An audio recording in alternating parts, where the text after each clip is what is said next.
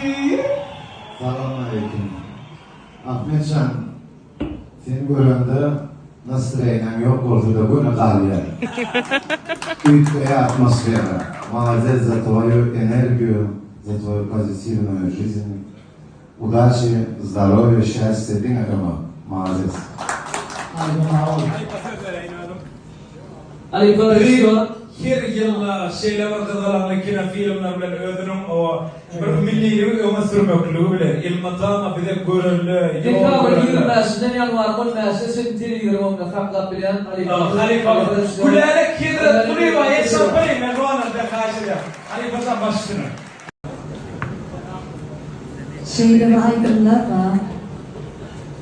Bir aydın 100 tane aydının yerini tutacak. Bir günkü işim 20 yıl kıdemeden yerini tutacak. Kendi aydınlar yatır işledik. Ömrü yok. Dinlenmeyen, videolar çıktı, yatan aydınlar vardı.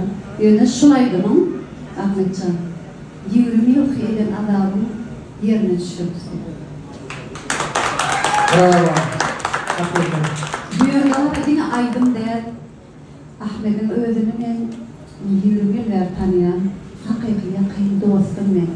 Hak ayrı çökmeni derler, hak sırdaş, oğlancılığım, dostum, yürektaşım. Emme temada mahfakat sonra polyali. Hakikaten bir forma koyan Ahmetcan'a. Yakın yani coştur hadi.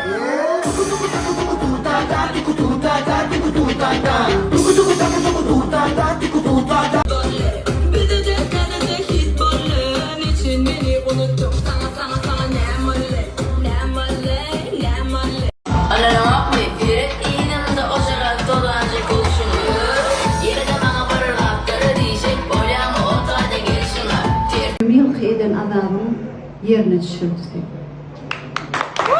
Bravo. Hakikaten. Bu yolda var yine aydım der.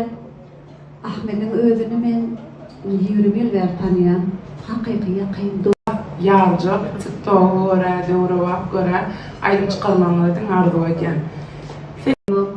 Allah'can sunuvatta sana ulukan üstünlükleri arzu ediyen.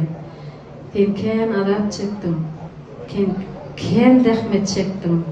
Edil yolun açık olsun, yüreğin yali, oğudun olsun, aydımlanın oğudun. Can. Arasya balyanına karar ve hizmet ediyor. Yürüyte kaş ettiler. İnni kurban satayı. Akşam bilen halkını o kabul etti. Udaçı Ahmetcan, Can sağ olsun, başın dik olsun. Dinliyorum öyle. Bilen bağda olurlar. Türkmenistan'ın Johnny falan ne anlar? Johnny. Halifa da var ya. Dinlenmeyi sana seyretar.